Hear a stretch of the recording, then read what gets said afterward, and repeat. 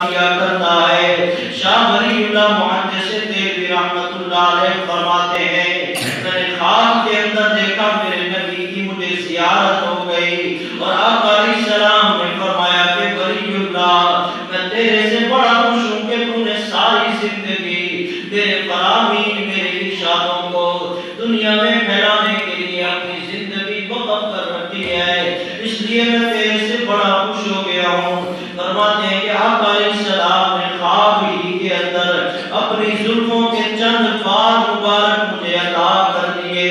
آقا علیہ السلام نے وہ خواب کے اندر بال مجھے عطا کیے تھے۔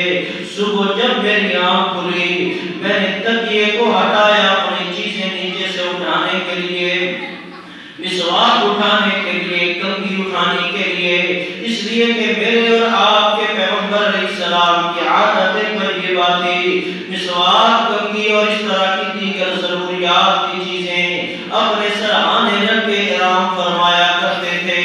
شاہ ولی اللہ فرماتے ہیں میں نے مسواک نکالنا چاہا، نیچے کیا دیکھتا ہوں خواب کے اندر جو حضور علیہ السلام نے زلف مبارک کے بال عطا کیے تھے وہ حقیقت کے اندر بستر کے اندر میرے سرہانے کے نیچے موجود ہے۔ سبحان اللہ۔ رحمۃ اللہ علیہ فرماتے ہیں میں نے ایک دفعہ دیکھا پھر دیکھا پھر دیکھا، یقین نہیں آ رہا تھا کہ یہ نعمت ولی اللہ جیسے بندے کو مل چکی ہے۔ خیر حضرت شاہ ولی اللہ فرماتے ہیں میں نے اپنی عبادات کو مکمل کیا، سورج نکل آیا، پھر میں نے تکیے کو ہٹایا اور ان چند بال مبارک کو اپنے ہاتھوں میں لیا، باہر کمرے سے نکلا تاکہ دیکھ کے یقین حاصل کروں کہ میرا یہ خواب نہیں بلکہ حقیقت ہے۔ فرماتے ہیں کہ دھوپ نکلی ہوئی تھی، سورج اپنی کرنیں زمین پہ ڈال رہا تھا، گرمی کی شدت بڑھ رہی تھی، لیکن فرماتے ہیں کہ میں نے بال مبارک کو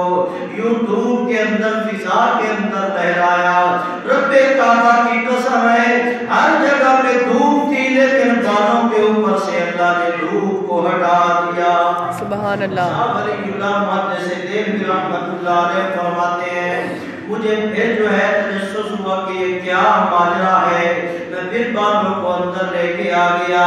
جہاں پہ دھوپ غائب ہوئی تھی وہاں پہ دھوپ دوبارہ آ گئی، میں نے جگہ بدلی اور ایک اور صحرا کے اندر ایک اور جگہ کے اندر جہاں پہ دھوپ واضح طور پہ پڑ رہی تھی وہاں میں ان بالوں کو لے گیا، پھر میں نے بالوں کو یوں فضا میں لہرایا، پھر فرماتے ہیں کہ رب کریم نے دھوپ کو وہاں سے غائب کر دیا، ان بالوں کے اوپر سایہ آ گیا۔ 2 دفعہ 3 دفعہ عرض یہ کہ کئی بار میں نے بالوں کو جگہ بدل بدل کے دھوپ کے اندر لہرایا، اللہ کریم نے ہر بار وہاں سے دھوپ کا اثر ختم کر دیا اور وہاں پہ بادلوں نے آ کے سایہ کر لیا۔ میرے اللہ دکھانا یہ چاہتے تھے